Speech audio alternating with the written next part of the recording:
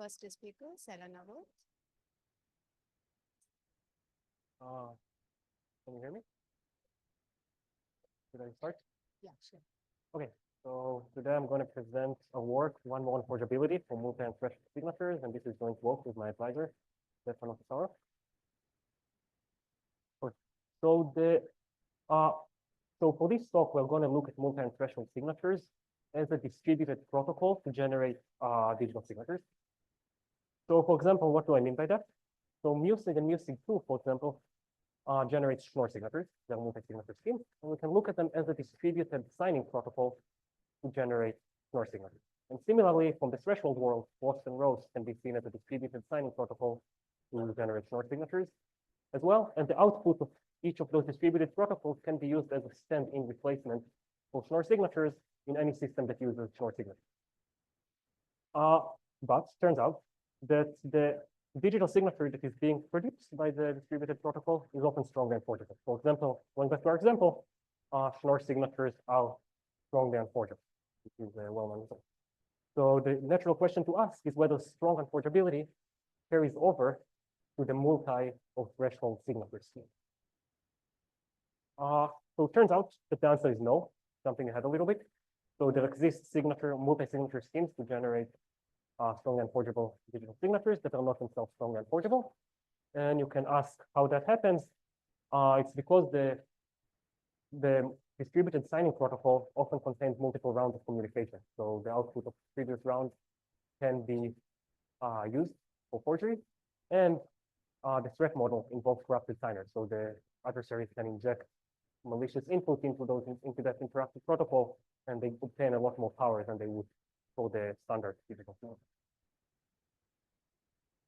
Okay, so a little bit more motivation for our work. As you're probably well aware, NIST and the ITF are in the process of standardizing threshold signatures, and they explicitly care about strong portability. So for example, they say here, this is a direct quote from the quote for threshold signatures, that because EDDSA, plain digital signatures, are strongly unforgeable, it is useful that a threshold signature scheme that generates EDDSA signatures is itself strongly unforgeable. So to paraphrase, as we said before, a threshold signature scheme that generates strongly unforgeable signatures, we would like it to be strongly unforgeable. And another bit of motivation is that the driving force for those distributed signing protocols, part of it is in the blockchain ecosystem. Bitcoin and other cryptocurrencies use them a lot. And in that setting, there is a long history of signature malleability attacks that can be caused by vulnerability if the signature scheme not being strongly unforgeable. And again, there is some caveats to that, like it's not exactly clear whether signature vulnerabilities are exploitable anymore. There have been some fixes. But again, it is useful to understand whether a multi-signature or special signature scheme can introduce such a malleability vulnerability by not being strongly unforgeable when the signature they produce is a strongly unforgeable signature that was not successful. Okay, so our work is to try to understand strong unforgeability for those distributed signing protocols. I hope I convinced you by now that there is some interest in understanding that. And it turns out that there's very little work in literature to actually work towards. So that's the whole right here. So in this talk, we'll first want to review existential strong unforgeability. So we're all on the same page with plain signatures, and then we'll spend the bulk of the time actually talking about multi-signatures with a couple of case studies that will hopefully explain what we want from a strong unforgeable scheme and what's not being strong unforgeable. And then we'll give our definition and our results, and at the end, we'll quickly discuss it. So what does existential forgeability of plain signature is? The notion we want is that the adversary cannot forge a signature. This is one standard. And in the security game, the adversary is given a target key for which they attempt to forge a signature. They can query the signer for a valid signature with respect to that key for messages of response. And at the end, they attempt to output a forgery, or what they attempt to be a forgery. And they win if it is indeed a forgery. So the signature they output is valid with respect to the message that they output. And for existential unforgeability, we ask that the message was not signed by the signer. And again, we define existential unforgeability against frozen message stuff if this game cannot be won by an efficient adversary with non-negotiable forgeability. But this is a big requirement for the adversary, because we ask that they cannot forge a signature for an unsigned message. However, in many applications, we want the adversary to not be able to forge a signature at all, even for a message that has already been signed, which is where strong unforgeability comes in. Which again, the security game is more or less the same. we have a other target key. The adversary can query a signing oracle for signatures with respect to that key, and they win if they output a forgery. So they output a signature that was not produced by the signing oracle. So any time that the adversary can forge a signature, they win the game, and the scheme is not stolen. Okay, so now let's shift our attention to multi-signatures. The setting is that we have multiple signers, is the on secret and public key. And a multi-signature is an attestation that this group of signers agreed to sign the message with this particular group. So as opposed to signature aggregation techniques or other primitives that require that every signer knows all the rest of the signers in the group and that they participate in the signing process. So some key points in multi-signatures. Signers generate their own public and secret key. So there's no distributed key generation or trusted dealer or anything like that. And the key can be used for different signing groups. Signing is typically an interactive multi-round protocol. This is the case for all pairing free block schemes.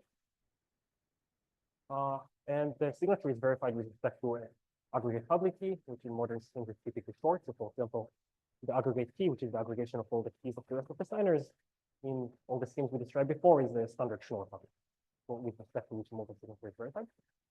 And we want them to be secure against an adversary that can corrupt some of the signers.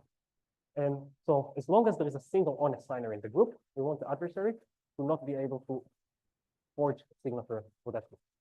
So in that case, we have the adversary corrupting 2 of the 3 signers, but the adversary should not be able to forge a signature for that group. And just a quick note is that when the adversary controls some of the signers, he also controls the keys, so it actually has some control of the algorithm. Okay, so let's first look at HBMS multi-signatures presented here in Asiacrypt a few years ago. It is in the discrete log setting, so the public key of each signer is G to the secret key, and the aggregate public key is a linear combination, the public key of all the signers, where the coefficients are determined by hash function. It's a pretty standard technique. Don't worry if you don't understand the details, it's not very important. Signing is an interactive 2-round protocol. So again, I'm not going to cover the protocol for the sake of time, but it should be noted that HBMS is very efficient. So 2 rounds is about as good as we can do in the discrete log setting, and the signing protocol for HBMS is actually pretty efficient. And an HBMS signature is a tuple, PSZ, that satisfies this equality. And it should be noted that like this equality is pretty similar to the verification of Schnorr signatures, except that we use 2 group generators, one of which is the hash of the public key. And it turns out that if you look at this as a plain signature scheme with respect to the aggregate public key, it is in fact strongly unforgeable. You can see our table for details, it looks very simple, but this is a strongly unforgeable scheme. So HBMS can be seen as a distributed protocol to generate strongly unforgeable plain signatures. And HBMS is existentially unforgeable as a multi-signature under the discrete log assumption in the random walk. So let's continue. So it turns out that HBMS admits the following attack. And for that attack, we use the ROS attack from Asiacrypt a few years ago. And I'm not going to cover the attack details again, but the setting for the attack is an adversary with a single colluding file. So the group of signers can be very large. There's at least one signer that colludes with the adversary, and note we're well within the threat model for which we want multi-signatures to be secure. And the adversary does the following. So it starts L concurrent signing sessions, all for the same message, where L is linear in the security parameter. So think of L being 256 or something like that, and completes the first signing round. Then after completing this first signing round of all the sessions, they continue to the second signing session, to the second signing round, by choosing the input to that round adaptively. And from those rounds, they obtain a bunch of signatures that were legitimately obtained. So each session is completed, they get a signature check on the signing oracle, they can use it to construct a multi-signature, and using those signatures, they can forge another multi-signature for the same method. So this completely breaks the notion of strong unforgeability. We have an adversary with oracle access, it's well within the threat model of multi-signatures, and they manage to forge a signature. Okay, so to summarize, HBMS produces strong and forgeable plain signatures. It is existentially unforgeable as a multi-signature scheme, and it does not satisfy strong unforgeability for any reasonable reason. Okay. So now contrast it to music and music 2. Music 2 is formed with the most used multi-signatures within this setting. And they produce what appears to be strongly unforgeable signatures. So the attack against APMS doesn't work against them. The security proof includes some notion of strong portability in the details, and so we want to prove that it's indeed strong and portable. Takes us to defining what strong portability is. So let's jump back to existential portability or any portability notion of multi-signatures. So we have an adversary that can corrupt as many signers as we would like, as long as there's an honest signer. So we imagine the smallest possible adversary, in which case there's only a single honest signer, the rest are corrupt. And in the game definition, then the adversary is given the public key of the single honest signer. They can participate in the signing protocol with this signer, with this honest signer. So they can say, let's complete the signing session with this message and this group of public keys, and the honest signer would participate honestly and give a signature share, and they can do that for as many polynomial. The adversary can have polynomial in many signing sessions, and the sessions can happen concurrent. So with the first round of one session, the second round, or the first round of a bunch of sessions, and only then to the second. And the goal of the adversary is, of course, to forge the movement. So what does that mean? So the adversary would output a group of public keys and a message and a signature, a multi-signature for that message. And of course, we require the honest signer to be in the group of public keys, otherwise it's easier for adversary to forge signatures. And we want the forged signature to be non-trivial, right? As with the existential portability, or as with the plain signature. So for existential and portability, it's pretty easy to define non-trivial. So the adversary, so if a signature is non-trivial, if the honest signer or the signing oracle did not produce a signature share for that message, or did not participate, complete a signing protocol to sign that. And what we would like to have for stronger portability is to say the stronger notion that the signing oracle did not produce sigma, did not produce this smooth. But this doesn't quite make sense, because the signing oracle outputs a signature share, not a multi-signature. So that comparison, whether the signing oracle outputs a sigma, which is a multi-signature, doesn't really make sense. And also in the presence of malicious input, malicious signature shares and all that, it's not obvious how to even define a mapping to make this equality make sense. Okay, the signature share, how to map to a movie. So we need a different approach to define strong portability. And so going back to plain signature, there's actually another way to define strong portability, which is using one more portability. So previously we said that strong portability means that the adversary cannot obtain a valid signature that is not a signing oracle response. And it can be more or less equivalently defined as the adversary cannot obtain L+1 signatures from some message after L signing very beforehand. So we can look at strong portability as one more portability, plain signature. So how would that look like in a security game? That would be the same as before. That would be given a verification key. They prefer the signing oracle signatures for messages of the choice, and then they would output L+1 signatures and win if the signing oracle completed or responded to less than L+1 queries for the message. And it turns out that for plain signatures, those notions are in fact equivalent. Well, not too hard to see with some caveats, so there is some technical details which I'm not talking about now. But the point of this slide is that we can see strong portability as one more. And the key fact is that in this setting, there is no notion of comparing the signing oracle output to the forgery. You just count the number of signing oracle outputs and the number of forgeries. So this applies directly to defining strong portability for multi. So how would we define strong portability for multi-signature using that notion? Is that after L signing sessions for a message, the adversary can obtain most L multi-signatures for that message. And again, we would have the same game as before. The adversary is given the key of the single honest signer as a target. They can participate in signing sessions for messages of the choice, arbitrary inputs, and they would output L+1 signatures for some message of the signer. And L+1 needs to be, and to win, obviously all the signatures have to be valid and distinct. And the signing oracle cannot have completed L+1 session. That next is completed.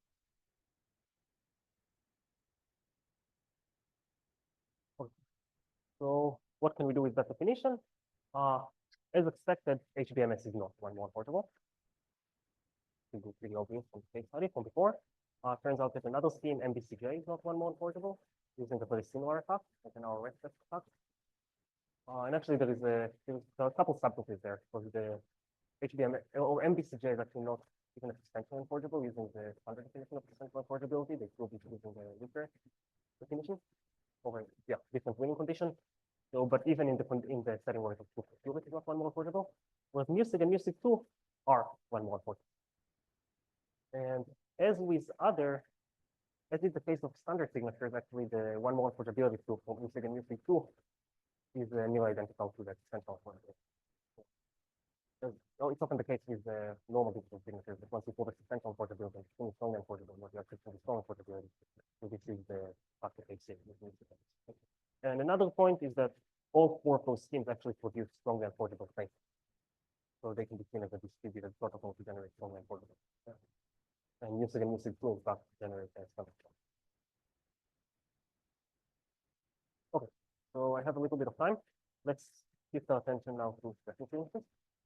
So it's a slightly different primitive where the secret key is shared among n signers, typically with Shamir secret sharing. And that can be done whether using a distributed key generation or some form of idealized key generation with a particular. And the idea for special signatures is that any key of the n signers can produce a signature. So for example, in this case, if the threshold is 2, the second and third signer can together sign a message. And the verification for a signature is with respect to the public key that corresponds to the secret shared secret. So regardless of which signing subset produce the signatures, the key will be the same. The verification key for which the signature is verified. So unforgeability, as you can probably imagine, is actually defining even existential unforgeability is much more complex. In the full threshold signatures, we've seen it yesterday. There's been a number of works trying to clean up the definitions and actually see what unforgeability means. And in particular, for example, one thing is that unforgeability doesn't make sense with a single honest sign. It only makes sense when the adversary corrupts less than n-1 sign. So which puts the unforgeability definition a little more complex. There's also the notion of static versus adaptive security with respect to which unforgeability can be proved, which means whether the adversary first, like the initiation, chooses which sign of the corrupt, or later, after the logic protocol. There is a lot of things that will secure with idealized key generation as opposed to with some concrete DKG.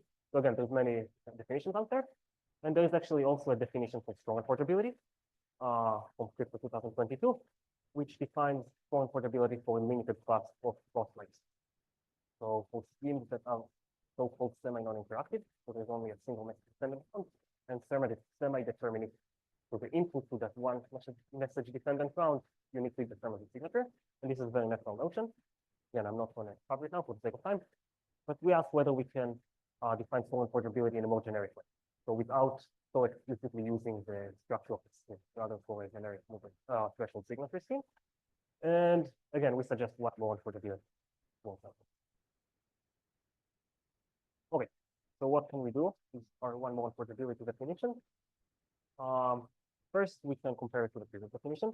So it turns out that the previous one more small portability definition implies our main one more portability definition.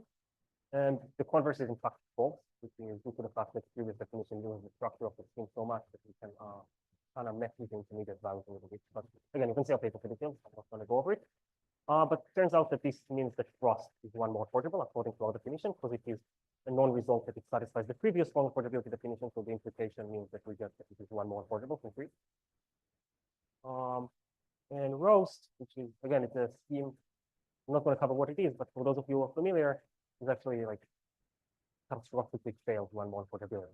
So the corrupted aggregator can in fact get an arbitrarily many signatures, as many signatures as they want, more or less, from a single row set. Okay.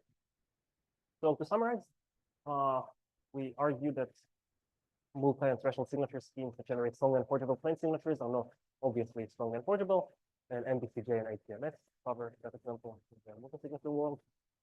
And we suggest one more portability, or propose one more portability as a way to define strong and portability for more complex defining protocols. Thank you.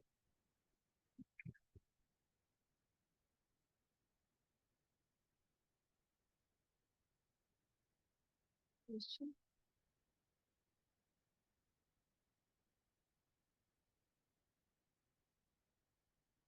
No, we did not. So actually, turns out that at least so we spent quite a bit of time trying to find some generic way to determine whether a scheme is strongly enforceable or not, and we couldn't. So each analysis is pretty ad hoc.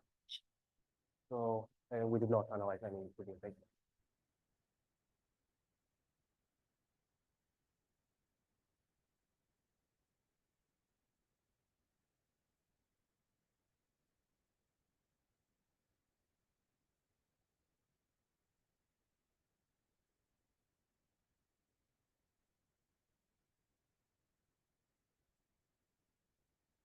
Yes, I think you should be able to prove that if you have logarithmically many signing expressions for the security, well, logarithmic and the security parameters, you can prove it. And this is similar to a similar notion.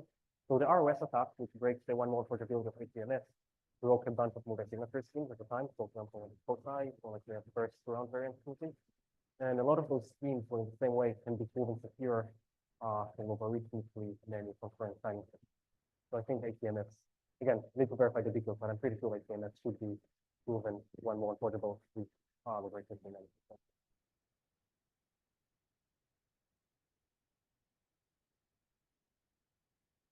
Did you try with music and lattice-based music? No.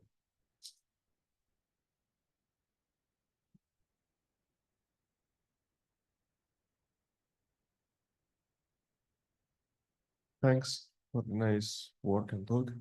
And recently, there is a little discussion when we speak about like a forgeability definition for tertiary signature. When speaking about like static attackers versus adaptive attackers, does your new definitions also like have these two possibility, can adapt to these two possibility, and like, can you comment on that, please? Yeah. So our main definition of a paper is with regard to static adversaries. And for us, as far as I know, there's actually no security proof for adaptive security. So it's not known whether it is adaptive corruption. Again, we suggest one more portability. One of the reasons we suggest it is because it's easily adaptable. It would be straightforward to adapt it to adaptive corruption. We did not analyze any.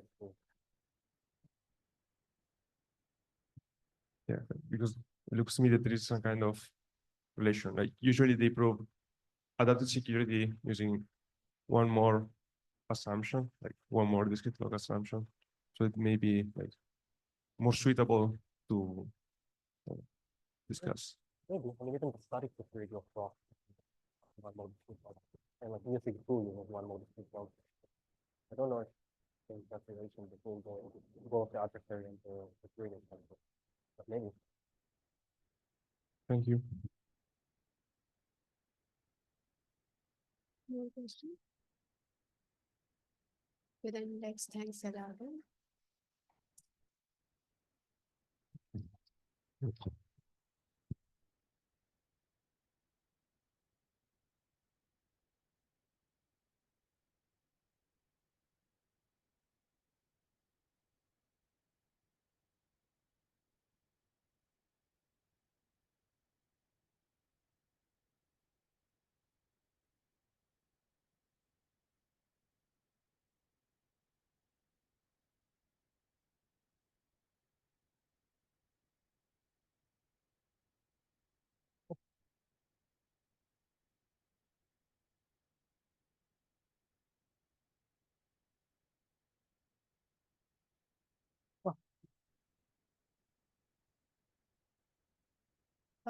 Next speaker is Masaya Nandi, so let's put from. Yeah, thank you for interesting and interactive social signature, medical signature and application, and they presented by the master student from Kyoto University, Japan. Respect.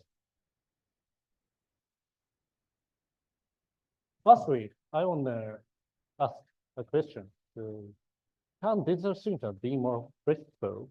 So as you know, the digital signature assumes the information and issues integrity with some public key technique. However, so it's become more popular in our society, so there are additional demands. For example, the ease of development of high-level security applications and their integration, or hiding the privacy of credentials. So to serve such a requirement, the structure preserving signature named SPS and successive to develop. So I introduced the SPS and looking back at SPS.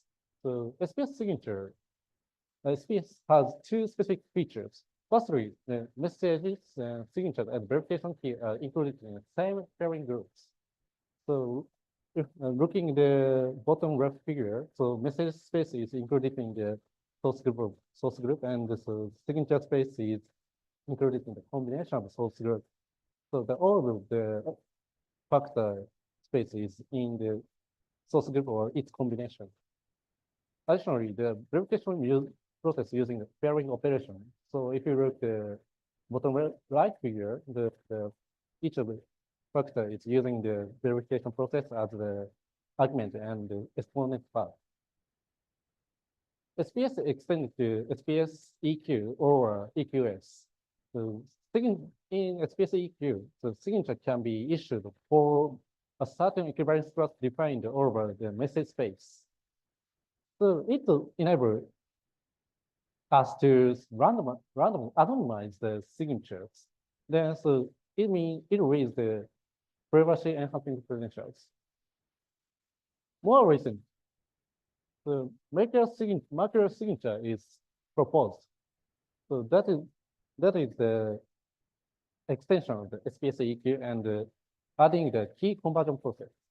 So there is 4 important methods in the macro signature: signing, verification, combating signing, and combating verification key. Look in detail. Firstly, in signing process, there are 3 elements for the output. So Z, capital Y hat. And capital Z is the message to the product of the signing key and ephemeral randomness. And so capital Y and capital Y hat is the generator to the inverse of the ephemeral randomness Y. In verification process, there are all of the factors used as an argument in the pairing operation. In combating process, in this process, the verification key is converted with the only one random sample value. Okay, so based on this previous work. So, however, so by the way, so brief example about credential. So there's Aris and Bob, then so Bob wanted the credential from Aris, and Aris gave the Bob the credential with signing. And in anonymous credential system, so Bob wanted to hide their credential. Then so Bob combats the verification key and the signature with combating process. Then so combating credential key is for the privacy preserving. On the other hand, if the Aris or other adversary want to find the relation to the credential, so they struggle to finding the relation of the combated verification key and the original one. Then so after that, so the corrupted signer asks that, so who is the issuer of the anonymized signatures? And unfortunately, in markerless signature, so there's only weak unlinkability for the relation, between the relation of the signer and the receiver. So because in markerless signature only they assume the honest of the signer, so they don't assume the corrupted signer. Then so if the synchronized signer want to try to trace the converted key and the signature, it is a success. The trigger is the converted verification key. So converted verification key is in same class of original one, and if there is someone who holds the full signing key, so they all also hold the inversion signing key.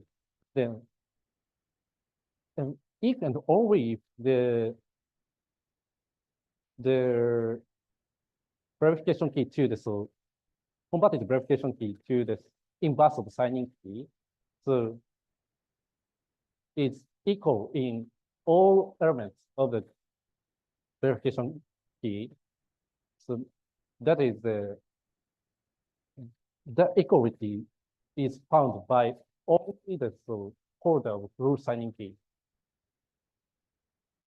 Using this trick, the property signer can find the relation of the credential, anonymized credential. Even Bob has the verification key A instead of the verification key. So signer Iris can find the verification key is converted from verification key A.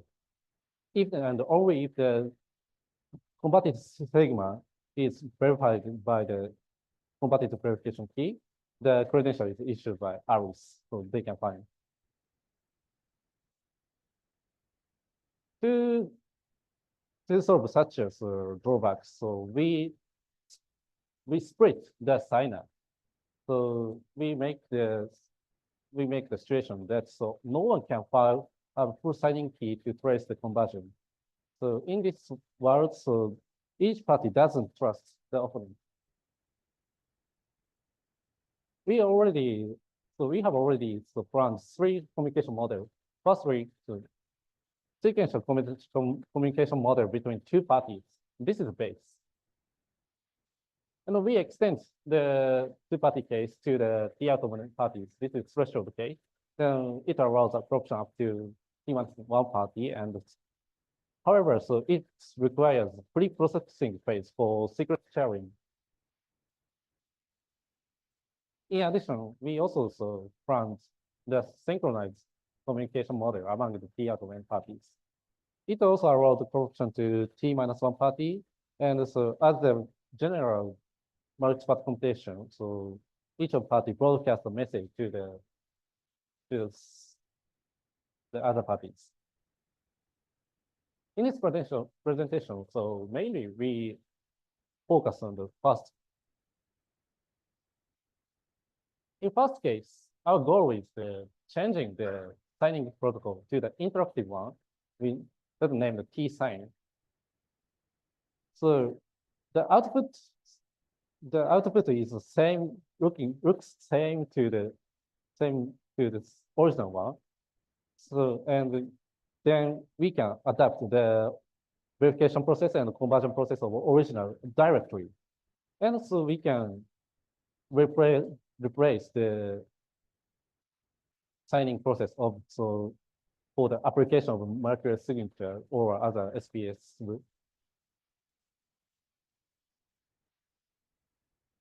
So to construct the signing process, so there are 2 key observations.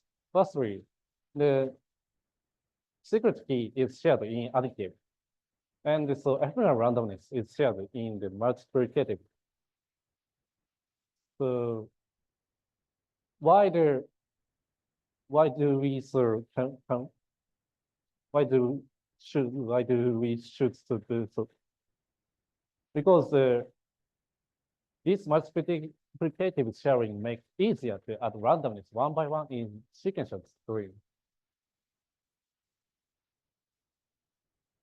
And secondly, so we should use the blinding computation. And in our scheme, so we plan to blind some value with the opponents, so the other party's random factor, like the bottom right figure.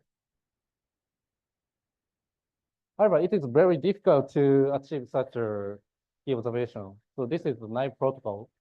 So party 0, so pass 3 compute the Z0 with the message key and the message and the secret key and directly to send it to the party one, and party one also so partial signing to the it and so randomize it. So finally the party 0 re-randomize the partial signing and output it. This is a very naive protocol. However, there is an inconvenience. Z0 is computed by with only deterministic value, and it makes difficulty for setting secure simulator for the situation of the corruption of party 0. Then it requires to blind Z0 without harming. So based on the such a consideration and trial, so this is the entire architecture of final our protocol. So firstly, there's a 4 step, and each of the steps, so we use the ZKP for the proving the secret key sharing and the ephemeral randomness. Firstly, the party 0 commitments the Y0, and this is the part of the ephemeral randomness.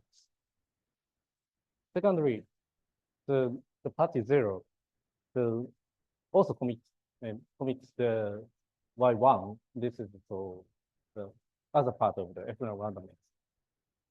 And party 1 also so partially signing for the message. However, so please look the green framed box.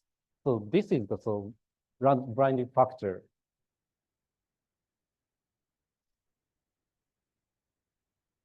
Thirdly, the party 0 so add their partial sign to the what they get from the party 1, and in this step, when we look at the expansion, the blinding factor is partially offset by the Y0, and this is a committed value from the party 0.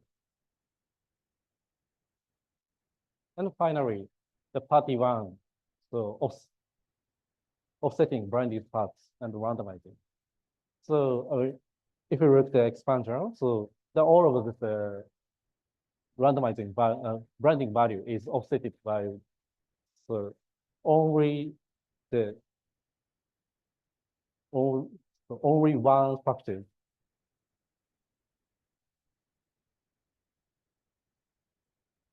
This is the entire protocol of this thing. So thanks to such a protocol, so we can make the simulator for party 1 in the case of corruption of party 0. If you look at this interaction, as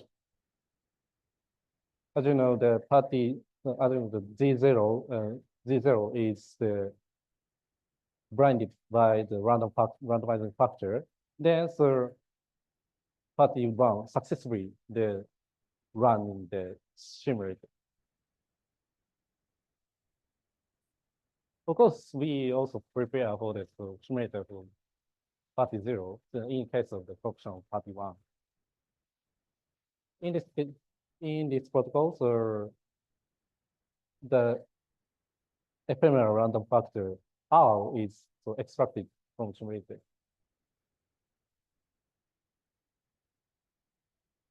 Yes, and this is our explanation for the two-party case. Next, as a next, I show you the brief summary for the extension of T atomic party. Basically, the oral protocol is similar to the two-party case. So the party 0 also send the value to next party, and so the party sends the next one, so back to back. And so the three-way protocol is the same to the two-party case. However, there's another difficulty for constructing simulator. So in this protocol, there is a corrupted party and honest party. So it is difficult to extract the information from honest signer. So to solve such a problem, so we should introduce another browsing for it. This is our solution. So we use the zero sharing over public channel. So in the middle line, so we added another branding factor, and so the firstly, so party T, so branding the factor, branding with zero sharing, and when the data is reached to party 0, the data is unbranded. However, it requires a pre-processing phase, then so its costs become more heavy.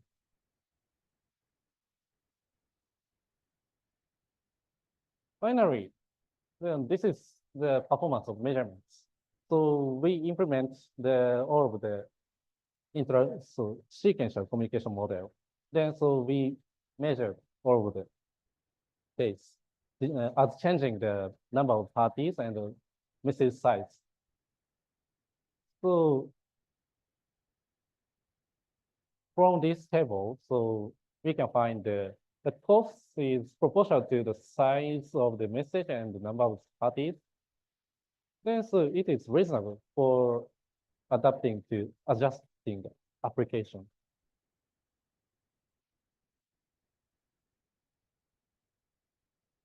Yes, finally, so as a conclusion, so this is our contribution of our work. Firstly, we extend the marker's signature to the distributed party. This is our one of good progress for the SPS1. So, and it provides the distributed trust of the root authority for delegatable credential system, and it improved the privacy for the standard anonymized credentials. And secondary, so we also implemented all the sequential protocol. And so actually, at the moment, I finished implementing the protocol. So third case, that is synchronized communication model. As a future direction, so we want to propose the more concrete application with the delegatable anonymous credential system. And so we also try to make the protocol more secure. So for example, so introducing the asynchronous communication model or adaptive corruption model is a good way to go. Yeah, thank you for listening. So all of the resources in the ePrint and so from this QR code, and our implementation is accepted as an artifact of IACR. Then you can reproduce our results. Thank you.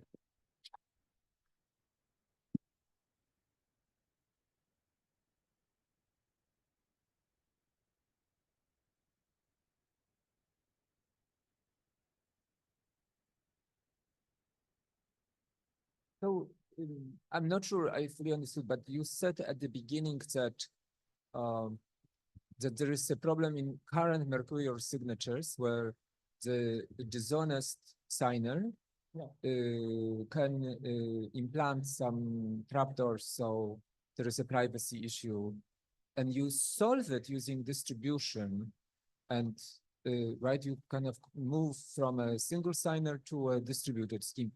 Is that because it is impossible to solve the privacy problem in a single server setting? Yes, exactly.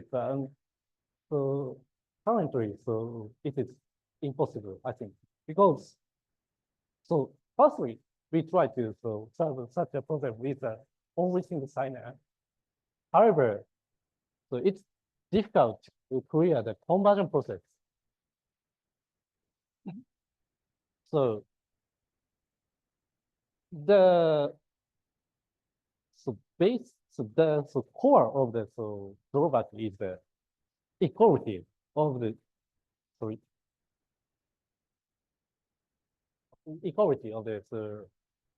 the combated verification key. Then so if we solve such a problem with only single signer. So we try to solve changing the verification process.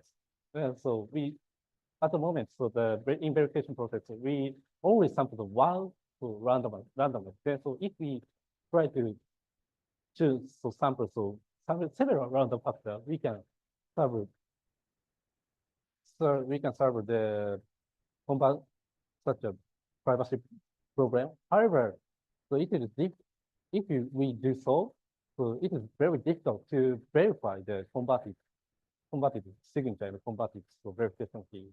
Then so at the moment we cannot construct the scheme in only one pattern.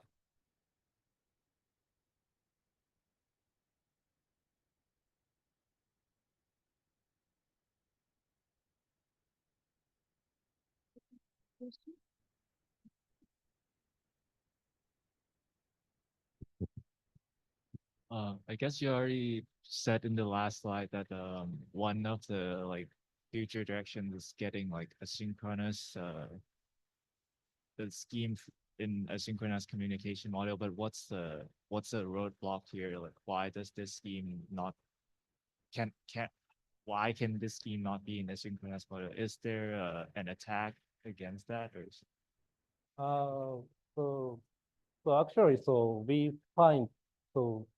we research the good protocol to be adapted for such as threshold signature scheme. However, we cannot find a good protocol for the asynchronous communication model. And actually, so we want to from now, so we want to focus on the synchronous communication model. Then so if we try to update the third communication case, so it is so it is so convenient to adapt the asynchronous model. okay. Thank you.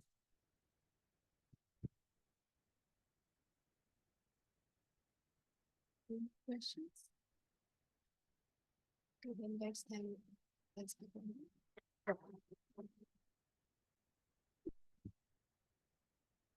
Our next talk is online.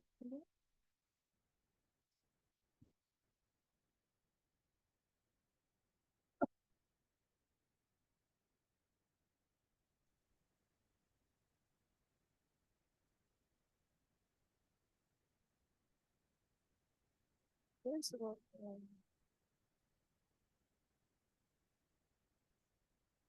so let's welcome Gilad for the talk. Over to you. Hello, I'm sorry for not being able to be there. I'll be presenting Hearts, a joint work with Reynolds Bachel, Julian Loss, and Benedict Wagner. I'm Gilad Shtem. So we'll start off with the network and adversary model. We're going to be working in a fully connected network of n parties. We assume that every pair of parties has a link between them. The links are secure and authenticated. And we'll be interested in asynchrony. So I think a lot of you are probably used to thinking of synchronous protocols, in which you start a round, you can send as many messages as you'd like. They all arrive by the end of the round, and you kind of continue round by round until everything terminates. In asynchrony, we remove some of the structure. So we just assume that messages eventually arrive. We don't have any bound on how long that takes. We even let the adversary choose how much messages are delayed as long as that delay is finite. Now, on the one hand, this is nice because this is a stronger adversarial model. If we prove things in stronger models, we get stronger results, right? From a theoretical standpoint, that's very nice. Now, from a practical standpoint, I think there's a good question as to how do you actually instantiate synchronous protocols, right? In order for a synchronous protocol to remain secure, you often need to be absolutely sure that all messages actually arrive at the end of the round. Now, usually what that means is you set some delta, kind of a bound on how long messages might take to arrive, and then you just wait. And you wait a little more, and maybe a little bit more. Because if you don't wait enough, your protocol stops being secure, right? So you have to kind of overestimate and just wait a bunch. And that's just slow in real world terms, right? We don't want to do that. Not thinking about deltas at all, kind of working as fast as possible at network speed, kind of having to process things as they arrive is very advantageous in that kind of, from that standpoint. And asynchrony pretty much forces us to do that. Now, that does propose, like, that brings up this challenge that kind of props up a lot in this field, just of how long do you wait? At what point have you received enough information to continue to the next phase? And we'll see this come up a little bit. We're going to work with the strongly adaptive Byzantine adversary. So Byzantine here means the adversary can be arbitrarily malicious, can deviate from the protocol, can it just deviates as it wishes. And strongly adaptive means that the adversary can choose which parties to corrupt at any point throughout the protocol. It doesn't have to choose that in the beginning. And it can even, if it corrupts a party that has sent a message that hasn't been delivered yet, it can even retract that message, just remove it from that. Specifically for proving the security of the Schnorr scheme, we also model the adversary's algebra. All right. So our goal here is to do high threshold signing. This is what this session is about. We've already heard about it a little bit. I usually think of threshold signing as just creating a proof that many parties sign the same message, right? And a high threshold scheme has kind of two thresholds. It has a corruption threshold. How many parties can actually be corrupted? And here that number is TC. We assume that's at most a third of the network. And you have a second threshold of how many signatures do you want to combine? At what point can you combine them into a single threshold signature? And here the second threshold is TR. So we need at least TR signatures to generate a threshold signature. And TR is high. It's just looking at the numbers, it's around 2/3 of the network. Now, I think natural questions like why should we care? I'm a consensus guy. I do consensus stuff. So I think often in these terms. And in consensus and very kind of a lot of distributed type protocols, we have two types of signatures that might interest us, or mostly two. One is just a threshold signature that proves that at least one honest party signed the message. And for that, threshold of TC is enough. If you go into any above that, you know that at least one honest party signed. Now, a second threshold that we might want is kind of proving that a vast majority of the parties, kind of a super majority, around 2/3 of the network, said a thing, right? Signed a message. This is called like a quorum. This is very, very, very useful in consensus and other related tasks. And this is exactly the threshold we get, right? So we really need threshold signing in these applications. Sorry, high threshold signing. We want our protocols to be robust, and by that I mean just that every signing session actually manages to generate a signature. We sometimes ignore that in Synchrony because if a session fails, you can often just see that, right? You don't generate a signature. You can tell that you didn't generate a signature, and often you can even tell who introduced the errors, right? Either kind of by actively saying something wrong, or by not saying anything. You can detect that very easily. Now, in asynchrony, that's much harder to do.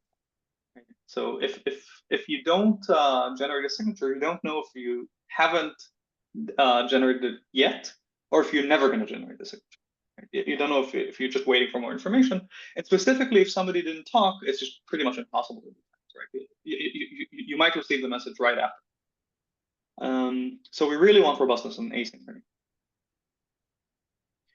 Our goal is Schnorr signing. So there are many reasons to like Schnorr. One reason is it's parent-free, so it's very concretely efficient, right? Pairings are concretely expensive, and kind of one of the main alternatives uses pairing, right? So this is a concretely efficient, kind of computationally efficient protocol. And another reason to like it is that we already use Schnorr. It's already in use in systems. One of those systems, for example, is Bitcoin. So if we want to be able to interface with Bitcoin, we need the Schnorr signature. And I kind of want this very varied toolkit that will allow me to generate all kinds of signatures for whichever application I'm actually using. Yeah. All right, so a little bit about Schnorr, asynchronous Schnorr signing. There have been a few recent works about asynchronous Schnorr signing. The first is Roast. It achieves a complexity of lambda n cubed plus n to the fourth per signature generated. Two recent works achieve lambda n squared, and we nearly matched that. But unlike those two other works, we actually achieve high threshold robustness and additivity at the same time. The state of the art in synchrony is also lambda n squared, so it's nice. We very nearly, we as a community and also this work specifically, nearly match this state of the art in synchrony as well. These works are Frost and Sparkle. It should be noted they don't have all three of these properties at the same time. In addition to that, it's important to note that Groth and Shoup's work from this year has this very nice property of optimistic efficiency. So if you have no faults, your efficiency is actually lambda n. So it's important to note that. All right, so a little bit about what a signing session might look like. Every party receives a secret key, a signing key that's persistent throughout all sessions. And then we need to generate a nonce. And in order to do that, we sample a polynomial with the correct degree, matching our threshold. And then we evaluate the polynomial at many different points, generating lowercase r's, these are field elements, and exponentiate these evaluations to get uppercase r's, and these are group elements. And every party receives a vector of these exponentiated evaluations, the uppercase r's, and a single unique evaluation is a field element in the clear. That's a lowercase r. It should be noted that not all nonces look exactly like this. This is very useful for high threshold robust signing. After that, we can receive a message M, and then we can generate the threshold signature by each party signing the message using the nonce. And then if you receive enough of these messages, you can actually now combine them and receive a threshold signature. That's it, we're done.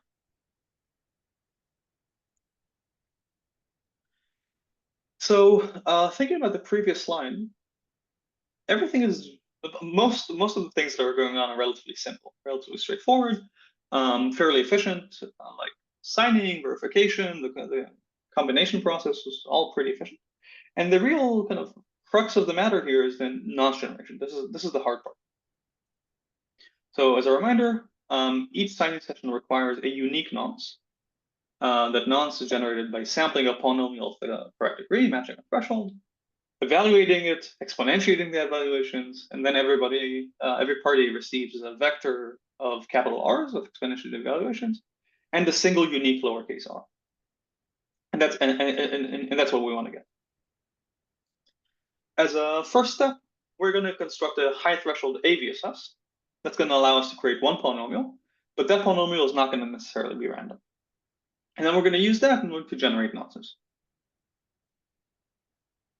So informally, our high threshold AVSS kind of behaves as follows. You have a dealer. The dealer receives a secret, a field element. It then samples a polynomial of the correct degree. It embeds the secret at the free coefficient, so P0 equals S. And then provides a polynomial to the network in some manner. We then do pretty much the exact same calculation as before. You evaluate it, you exponentiate the evaluations, and every party gets a vector of these exponentiated evaluations, the capital R's, and a single evaluation in the clear, the lowercase r. Very, very similar to before. Now, it should be noted here that this is not entirely a standard definition of VSS.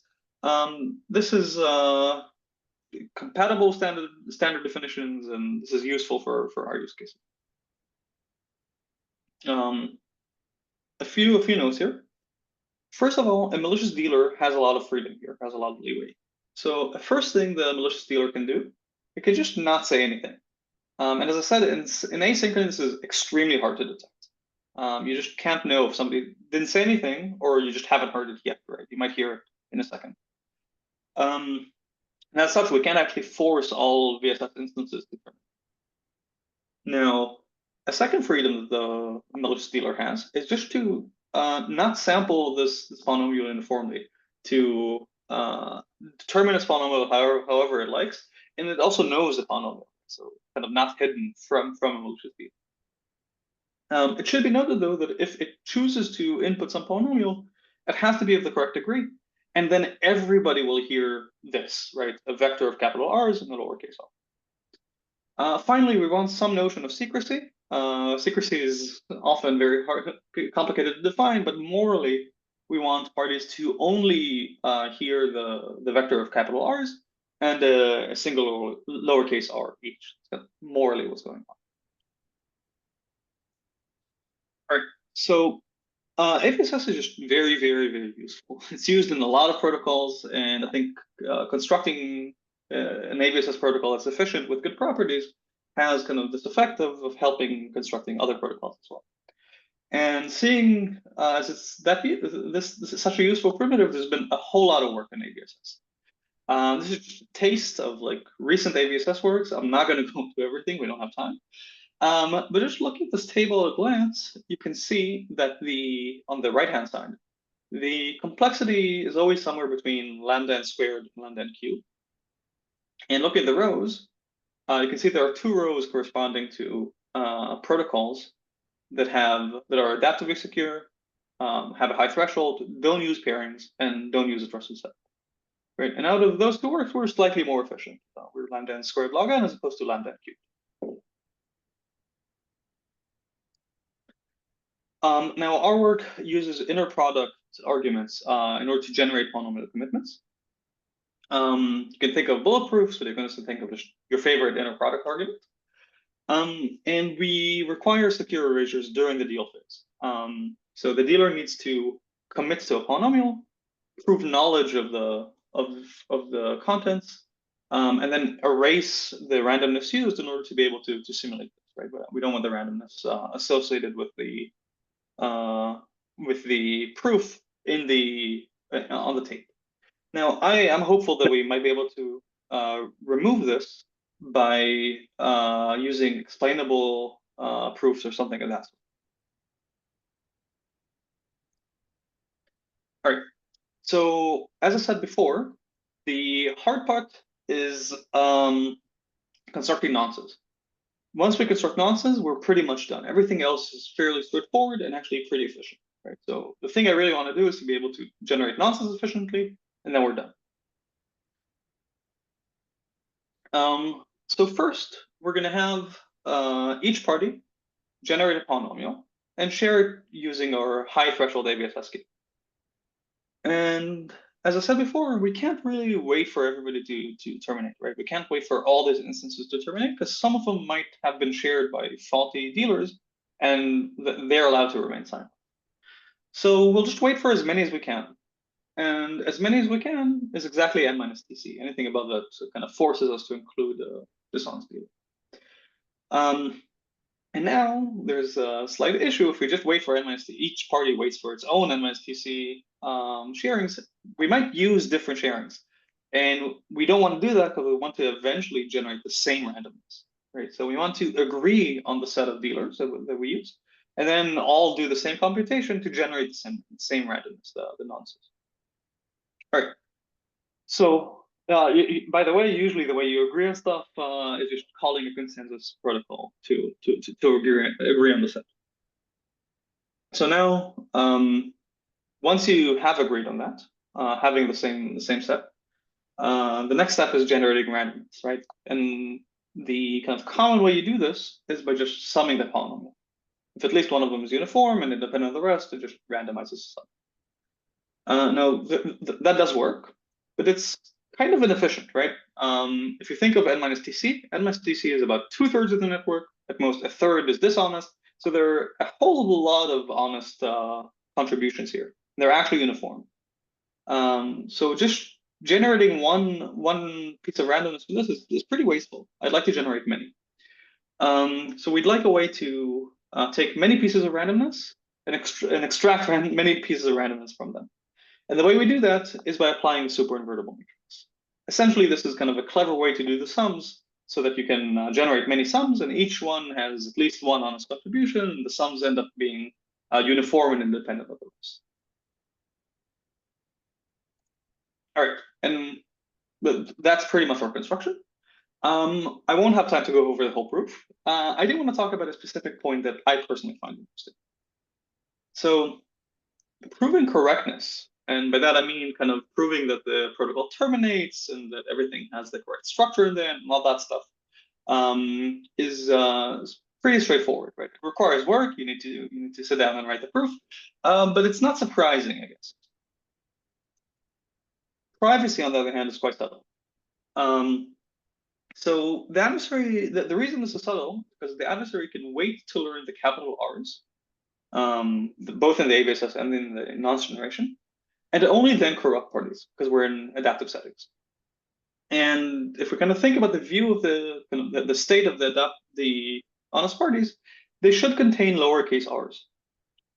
These are discrete logs of the uppercase r's, right? We should contain the field, and we just can't take these discrete logs. So the thing we do, one question in the previous talk, is use an OMDL oracle. We give the simulator an OMDL oracle, one more discrete log, that allows the simulator to query the oracle to receive discrete logs of group elements, and now we can kind of simulate this field. Now, the issue with doing that is that can completely trivialize the simulation. Specifically in this type of protocol, R0 absolutely has to remain secret.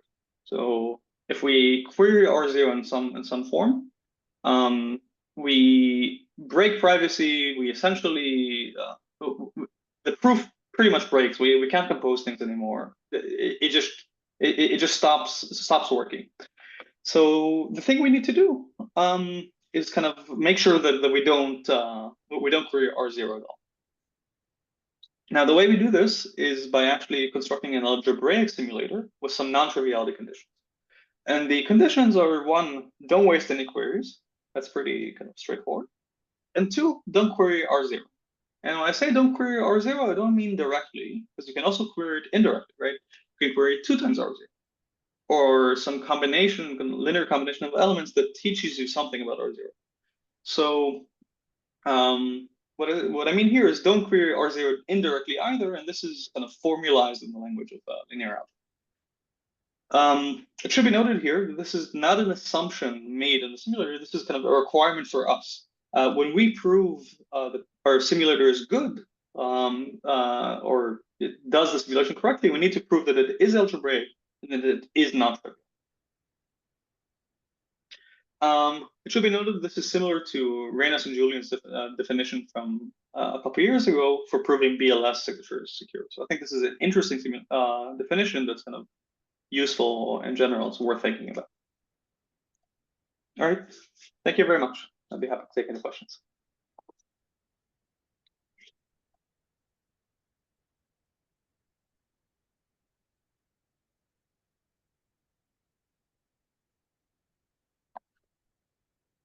Great talk. I have a application oriented question. So what implication does it have on the Bitcoin signature? So I think I guess anything you'd like to do that is a threshold signature on Bitcoin, on the Bitcoin chain, would kind of conceptually would need to be, or as Bitcoin currently looks, would have to have Schnorr signatures, right? We use Schnorr signatures in Bitcoin. So, for example, if you want many parties to allow some transaction or anything of that sort, kind of have a committee that allows a transaction, you can use this threshold signature protocol to generate the threshold signatures, and then kind of add that signature to your chain. You can think of many other kind of signature stuff, but we want specifically Schnorr. Yeah, but particularly adding the adaptability, like I'm asking particularly what implication or improvement in, yeah. So I guess in general, there's a question of how would you like adaptive, why would you want adaptive security? I think there are all kinds of reasons. So one of them is just kind of a more general um, a more general security. So there are all these kind of very, very high stake situations in which you don't want anybody to be able to bribe in real time or anything of that sort. I think that might be slightly kind of conspiratorial. But you can also think of just kind of more benign attacks, even not adaptive security, but you can kind of look at the network and see somebody that's particularly important and eclipse them in real time. Or if you see somebody is very, very important high stake situation, or kind of remove them from the network, make everything slow their communication. Now this is still slightly conspiratorial, but I think a little bit less conspiratorial.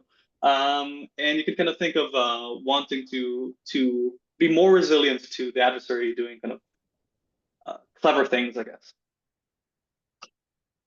Thank you.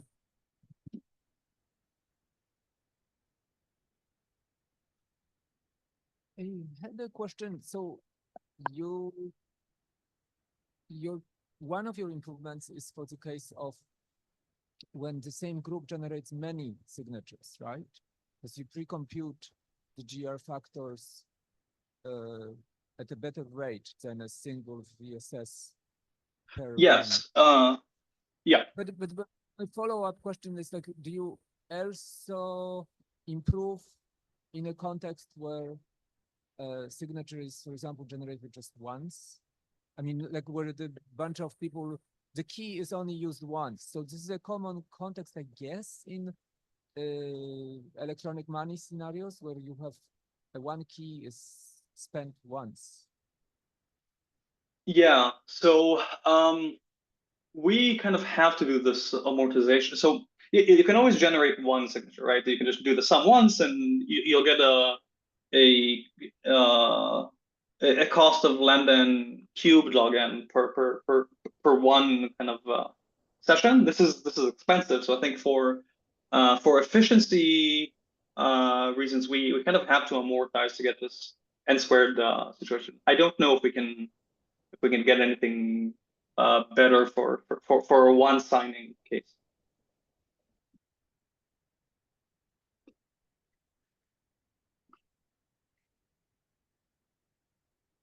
We have more questions.